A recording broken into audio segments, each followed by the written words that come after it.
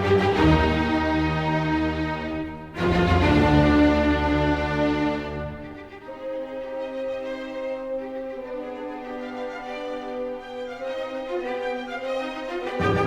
all, and welcome back to another Tale of Woe. It has been quite a long time with all this lockdown nonsense and everything else going on, but I have finally returned to continue with the tale of the beginning and what happens with the Nuru crew, or Wallflower's Wagon of Wonders, or whatever it was that this group never ended up giving themselves a name about.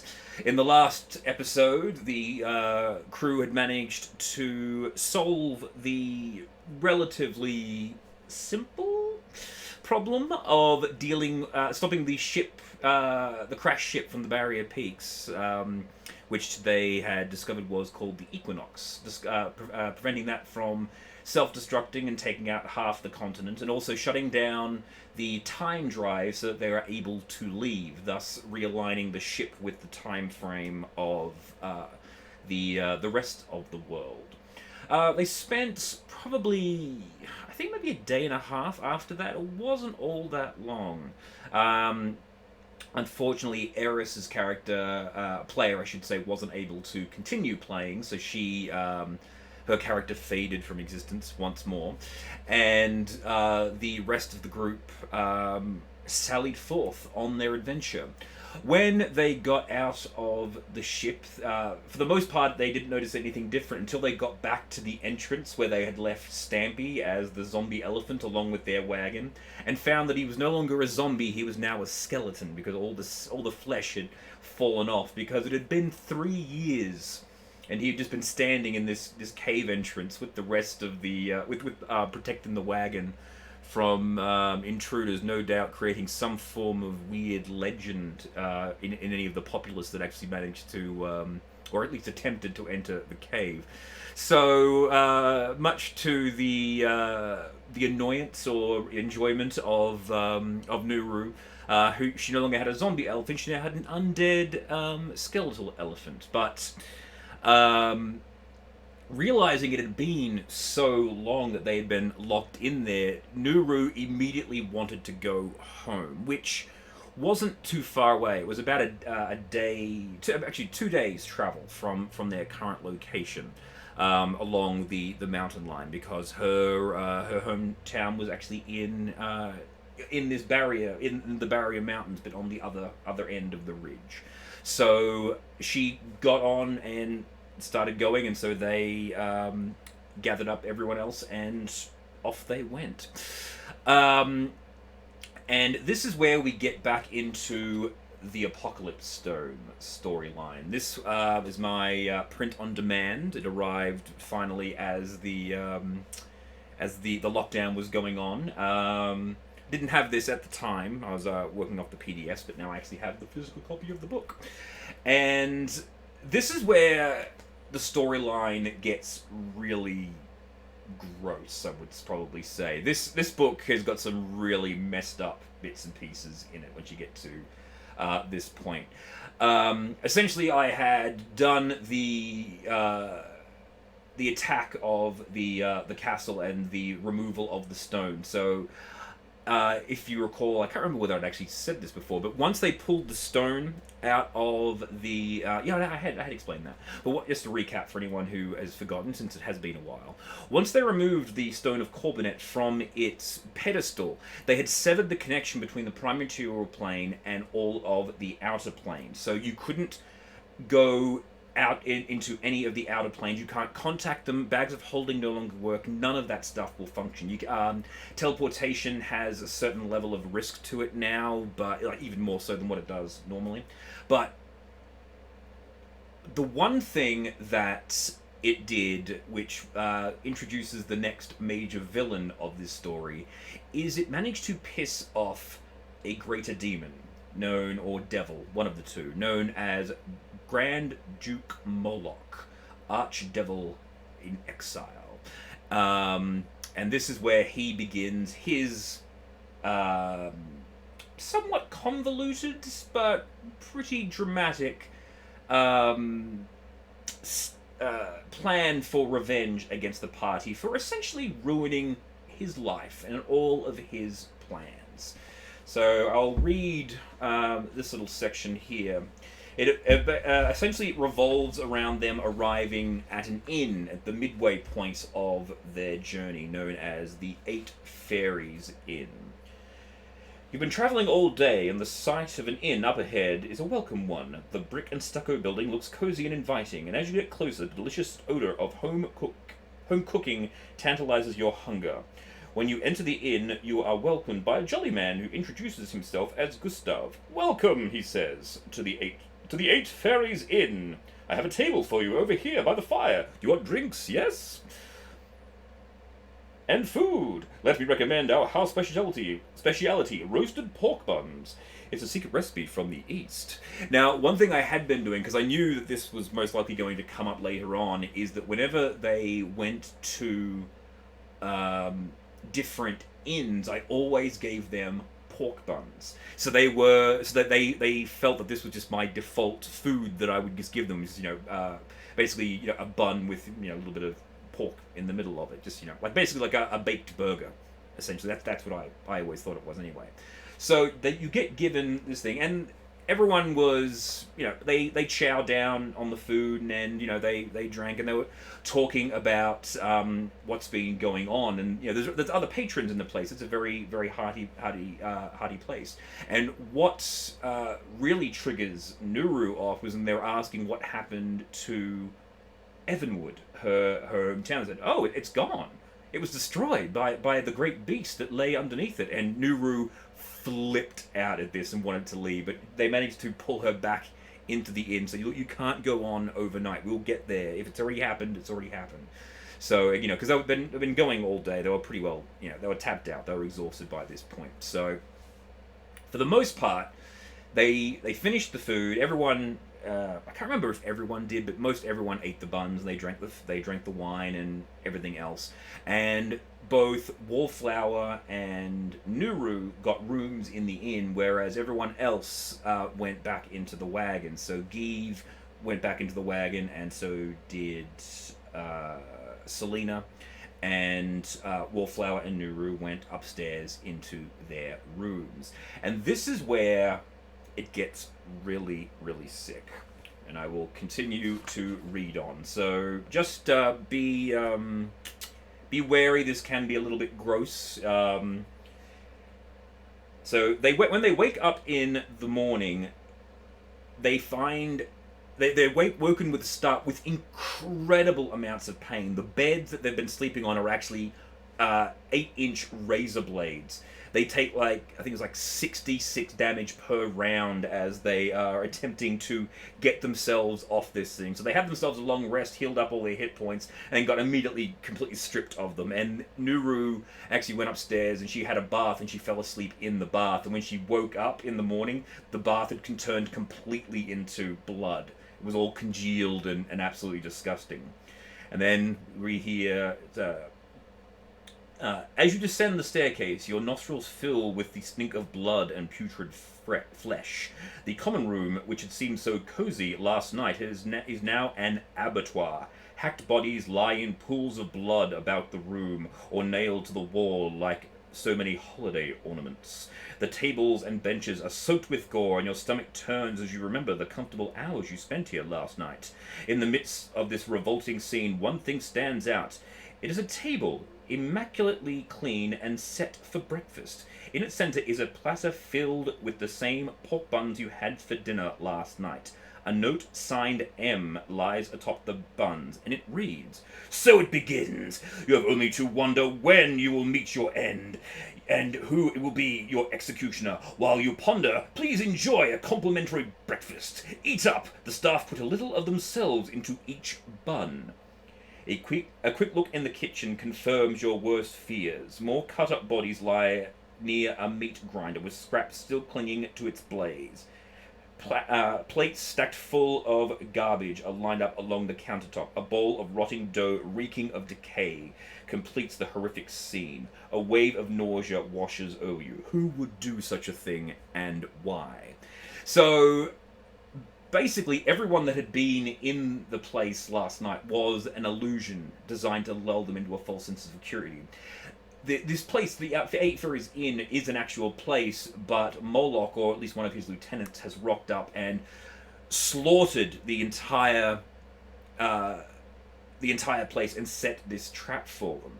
Now, the reason why Moloch knew where they were going at the time is he's been waiting for them. He couldn't get into the ship, or at least he couldn't scry on them from within the ship because of the weird time dilation effects. However, he had 3 years to plan. He knew that they couldn't be anywhere other than the prime material plane. They had to be somewhere on the planet. And so he had 3 years to plan his revenge, and this was just the opening salvo, making them just eat random people and slicing their bodies up as they slept. So that was phase 1 of his rather convoluted plan. After this shocking turn of events, the party gather themselves up. They investigate what's going on. They've read the note, obviously, and they head on down to Evanwood. And when they get there, this place is once again it's a disaster zone. They get to the main gates and there aren't any people, because there's like a checkpoint on the way out from the main populace, but it has just been completely destroyed. Every place that they go to along this path, all the small outer villages, have just been flattened with massive footprints all over the place. Something has just torn through here and eaten or destroyed everything. And when they finally get to the main town, where the main thoroughfare would be, there was just a massive hole. Essentially, something has ripped out of the ground and lifted the entire city up, dropped it back down, and just churned the entire place up and just eaten and destroyed everything that was about. Nuru is a little bit, just a touch annoyed by this, but the one thing that she wanted in this place wasn't so much to return home, but there had been some things that she had discovered, some relics in her home, which made a lot more sense now that she'd been in the spaceship, and she wanted to pretty much just go and find them. As they... Now, this is one of the things that actually annoyed me quite a bit. This is where you as a DM can plan for, a really fantastic adventure, and all they need to do is just cast a couple of fly spells, and they just fly straight over the top. So, what I had planned is that the city was going to be just this massive cave and rubble network that they had to sort of zigzag their way through to get to the main palace, because her ancestral home, the palace, the top of it was still there because it overlooked a cliff, but most of the cliff had collapsed. There was the main section of it, the top parts of it were still there, but the floors had basically dropped out of it, so they could still enter it. But in order to get to it, they're going to have to cross through, and this place was going to be one of the first signs of what. So not one of the first signs, another one of the signs of what they had wrought on the world. Because they had cut off the connection with the heavens, when people had passed on or died, they couldn't go on to their eternal award or punishment. They were stuck here. So the place is littered with ghosts.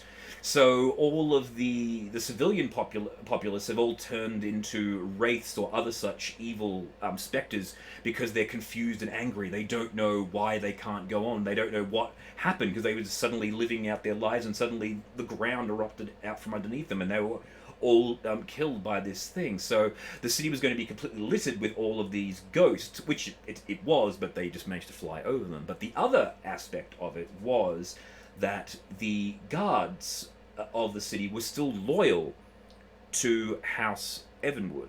So I was thinking along the lines of Aragorn in Return of the King, how he is the ancestor of the bloodline, so he can command the armies of the dead. So Nuru has the ability to command the members of the guards, the ghostly members of the guards, while they're within the city. This is meant to give her like her own sort of mini army adventure where she can command the troops and sort of get a taste for what the leadership she never wanted would have been like. At least, to fend off and at least gain like a small bit of redemption for wanting to escape her responsibilities. But anyway, so they fly over the top and make it straight to the temple without any hassles. So I essentially gave them like 10 to 15 minutes of wandering around the city, the remains of the temple. She went to her bedroom and found that it was abandoned. Went to her brother's bedroom, found that it had been abandoned. Yeah, apart from the destruction, she managed to acquire two specific items. One of them was an orb of scrying that belonged to her mother, which is what her mother would use to make sure that the populace was happy. She would, do inspections and make sure that everyone within the city was well looked after. But it also served the secondary purpose of making sure that the great beast that was underneath their city was still secure. And the second item that she wanted adorned the fireplace of the Great Hall, and it was a strange rifle that her grandfather or great-grandfather or one of her ancestors had discovered while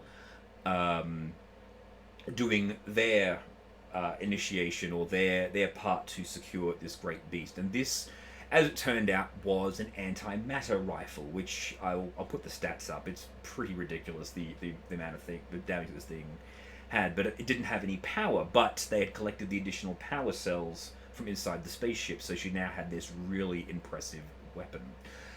Once they'd spent enough time there, I described how the wraiths began to form up and start coming at them, and then once again, they even though they were cut off, they managed to blast through some walls and they escaped back out. So, no matter what you can plan for, it's not always going to go as well as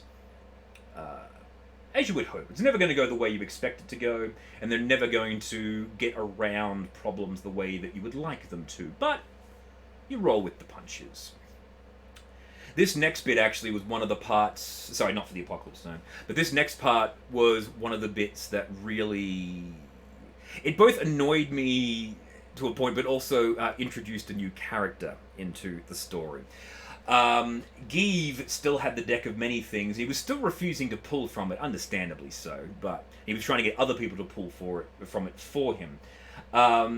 And when they returned back to the gateway, escaping from all of the specters, they came across the guards, and the guards managed to fend back the populace because they were, they're trained. They still have their military training, even though they are ghosts. They were able to push back the hordes of the scared populace and put them back into the hole and protect Lady Evanwood. And before they... and this was the point when the group finally found out what the monster was that was underneath Nuru's city. And those of you that have seen Dingo Doodle's story, and again, you should probably check that out, it's really, really good, will know what this creature is, that underneath her city was a Tarrasque. And it had been secured under the city by a device that required... a device that had been created that required life energy to power. And because no one was able, at least at this stage, they had... Oh, no, that was my apologies. My apologies. Rewinding. I remember now. I'm just remembering this from... Yeah, I'd actually forgotten this part. I just thought it was a time limit thing, but no, it wasn't. What had happened is on the day of the ceremony, Moloch had rocked up. Because he was nearby, I guess.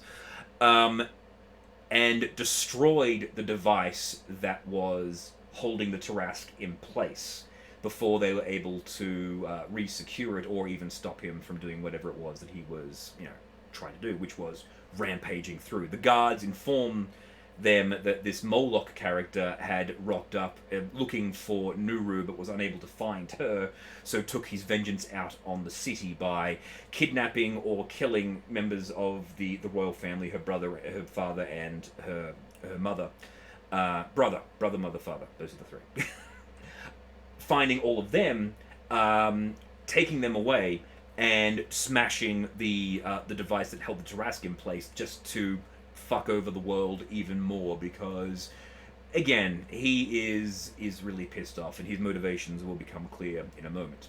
But so back to what I was saying. Give gets one of the ghosts to pull a card, and he pulls, I believe it's the card, the Knight. And the Knight card gives you a fourth level fighter that joins your party as an NPC. Now, I didn't want to have to play another NPC because I've already got Pittywink to deal with. I've got the Wagon as an active character to deal with, and there was just a lot of stuff that I really didn't want to have to deal with. So this knight joined their group because he didn't really want to have to spend his life hanging around with a group of ghosts. So because he was a knight, and basically he was a fighter, and the card said he becomes the ghosts get to command him, but because the ghosts are members of House Evanwood, then he is a knight under House Evanwood. You know, I hand waved it a little bit, but that was how we did it. So they had themselves a knight, which they named Jack of Hearts because he came from a card. So Jack now joined the party. On their way out of the city, there's a point where the ghosts can't actually pass, which was the primary gate of the city. So what the ghosts escort them out, and then once they get there, they're able to head on back with their journey. And they figure probably the next best place to go is, well, I know it was, who was it? It was both Selena and Guy. They wanted to go back to Waterdeep because of their guild. They wanted to go back and find out what had happened to their guild in their absence for the last 3 years. And if this has happened to this, relatively small town, and the Tarask is free, then what else has happened to the world since they have been gone in the last 3 years? But on the way back, this is where we get back into the flavor text here. On